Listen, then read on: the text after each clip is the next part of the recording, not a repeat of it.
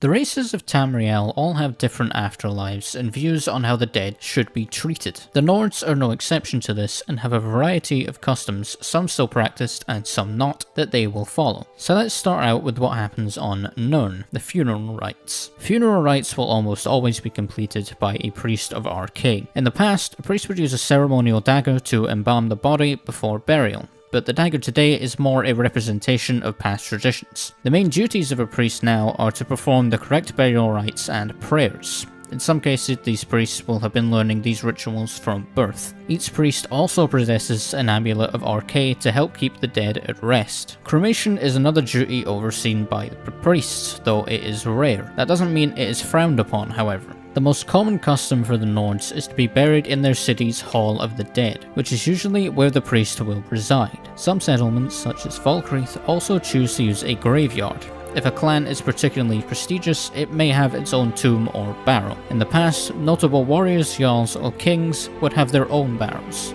Now, as anyone who has spent any time in Skyrim will know, the Nords believe that when they die, they go to Sovngarde. They are judged in the manner in which they died, not how they lived. As long as a Nord died in battle, they can go to Sovngarde. If a Nord were to die in their bed, their soul shall pass on to Aetherius. Once in Sovngarde, a Nord must prove his mettle before passing the Whalebone Bridge to the Hall of Valor by fighting Sun, the Shield Thane of Shore. Once in the Hall of Valor, all pain and illness is gone, and the Nord will be free to enjoy endless fighting, food, and mead until the end of time. The Nords believe that Sovngarde was created by Shor, their interpretation of Lorkhan. He to them is both the god of creation and the god of the dead. Of course, we also have to talk about the Draugr. The common misconception among the people of Skyrim is that the Draugr were cursed with undeath for serving the dragons. The truth of the matter, however, is that the Draugr were made undead to serve the barrows of those they were placed in, similar to how pharaohs would have their slaves executed to serve them in the afterlife, except instead of just dead, Draugr are undead. The exception to this are the Draugr of Saltstein. They were cursed by the Allmaker for acts of cannibalism.